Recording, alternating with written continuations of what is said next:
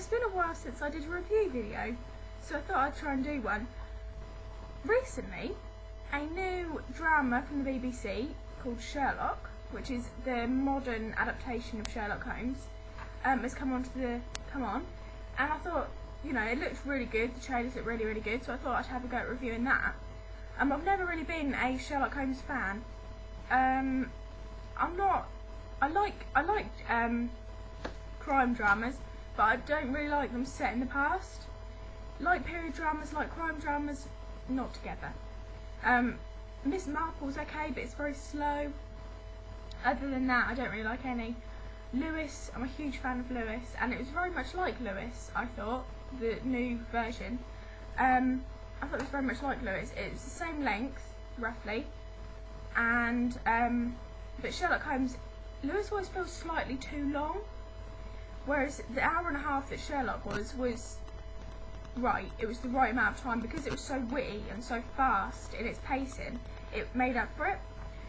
So I'm just going to do a quick overview, and I'm going to try and be as quick as I can because look at that. I don't know if you can see all that writing, but that's just my overview, and it's so long. But basically, we get introduced to Watson first, and we see it from Watson's point of view because obviously, as the sidekick, he is our way into Sherlock Holmes. Like in all the past adaptations, Watson's been the one to ask, well, what are you on about, so the audience can understand.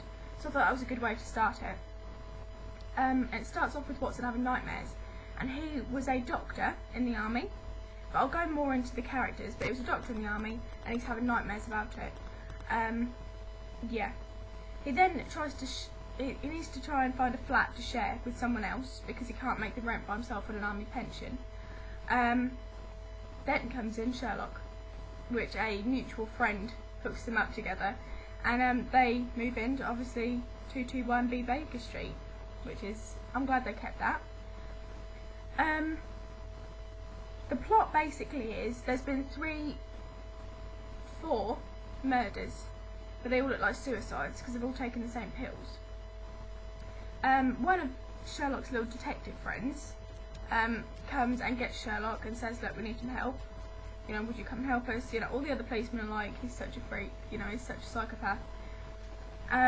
Sergeant Sally was one of Sherlock's flames, and yeah, she hates him, absolutely hates him, thinks he's complete and utter freak.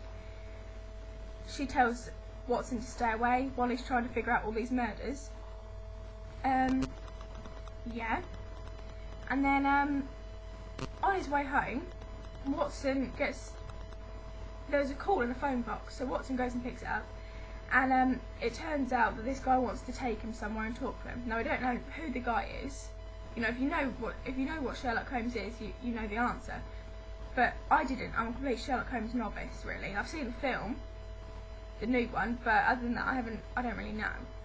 So he gets in the car and he goes to meet this bloke, and it turns out that he's just an arch enemy of Sherlock's, and he's like, "Can you spy on him for me?"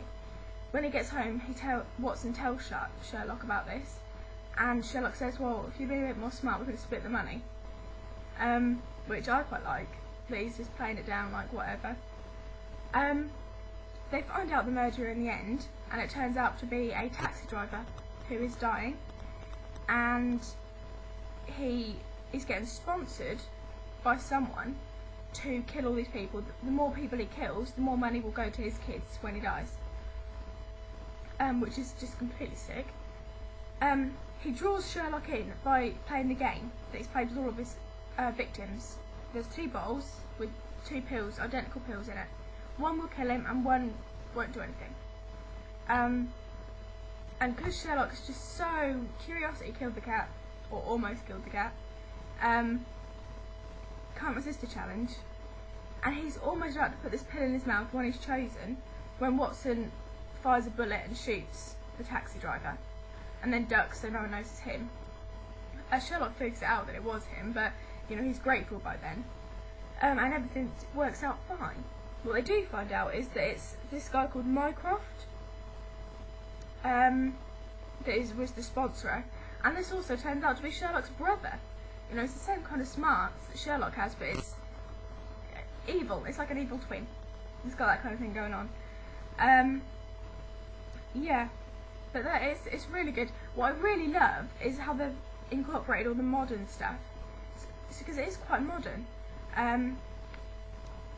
Every time they're on their phone, because they use their phone a lot, you know, use GPS to track other people's phones, and they text a lot, and every time they're doing something on their phone, or something on someone else's, subtitles will come up on the screen in white. So it'll be like, oh, menu, pictures, picture of so-and-so, or it'll show you the picture, or it'll show the text message that he's looking at.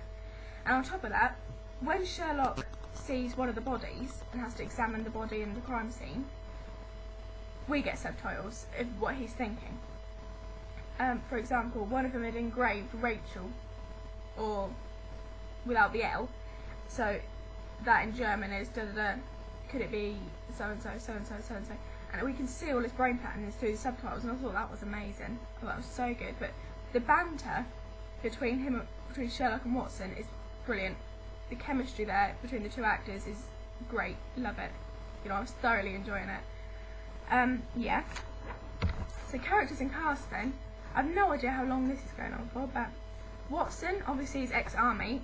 He got shot in Iraq in the shoulder, but in the beginning he's got a walking stick. Something to do with traumatic something, and so he has some sort of weird thing in his mind which says he needs to limp. Yeah. So that's basically Watson, and he's very practical guy. Keeps his gun on him, that kind of thing. Mrs. Hudson, who's the landlady, basically she's just the landlady. She's very dithery and kind of a bit, just a bit all over the place, really. Sherlock himself is so brilliant. The actor who plays him, which I'm not actually 100% on right now, brilliant, so good. You know, he's always saying he prefers to text. Consulting detective, he likes to call himself. Yeah, he's very good. He says, I'm a when they were like, oh, you're such a psychopath, he's like, no, I'm a high functioning sociopath, which I think is just brilliant, that he's just taken it in his stride. Yeah, Mycroft obviously is the brother, the arch enemy, not so good. Don't like him, but plays very well. Best bits. I've written down some quotes here that I just loved.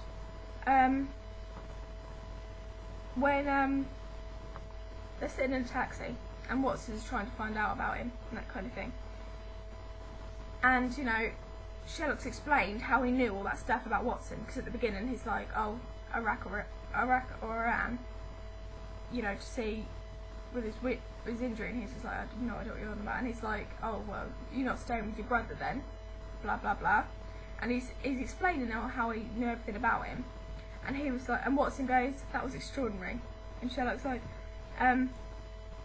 that's not what people normally say, and Watson's like, well, what do they say?